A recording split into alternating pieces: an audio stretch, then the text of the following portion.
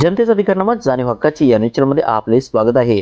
इचलकरंजी नदीवेस नाका येथील दिंडोरी प्रणित श्री स्वामी समर्थ सेवा केंद्रात गुरुपौर्णिमा साजरी। दिंडोरी प्रणित श्री स्वामी समर्थ सेवा व आध्यात्मिक विकास केंद्र नदीवेस नाका येथे गुरुवारी श्री गुरुपौर्णिमा उत्सव मोठ्या उत्साहात साजरा करण्यात आला।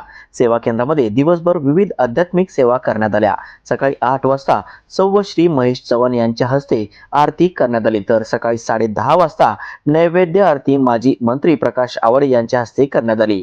गुरुवंदना करण्यास दिवस म्हणून साजरा करण्यात येणाऱ्या गुरुपौर्णिमेच्या निमित्ताने श्री स्वामी समर्थ सेवा केंद्रात सकाळी 8 वाजता उत्सवाला सुरुवात झाली। श्री स्वामी समर्थ महाराजांच्या मूर्तीचे षोडशोपचार पूजा करून प्रत्येक सेवेकऱ्यांना महाराजांच्या मूर्तीचे वैयक्तिक अभिषेक करत महाराजांना गुरुपद स्वीकारण्याची विनंती केली। त्यानंतर दिवसभरात श्री स्वामी समर्थ जप आणि स्वामी चरित्र अमृत सेवा करण्यात आली। हजारो भाविक सेवेकरणे गुरुपौर्णिमा उत्सव उत्स्फूर्त सहभाग नोंदवला। दरम्यान सामाजिक उपक्रम म्हणून सेवा केंद्रात आयोजित रक्तदान शिबिरात 108 हून अधिक सेवेकऱ्यांनी रक्तदान केले। सेवा केंद्रात श्री स्वामी समर्थ महाराजांची त्रिकाल आरती आणि मानवीय समस्येवर ईश्वरीय सेवेतून विनामूल्य मार्गदर्शन सुरू असून याचा लाभ घ्यावा असे आवाहन सेवा केंद्राच्या वतीने करण्यात आले।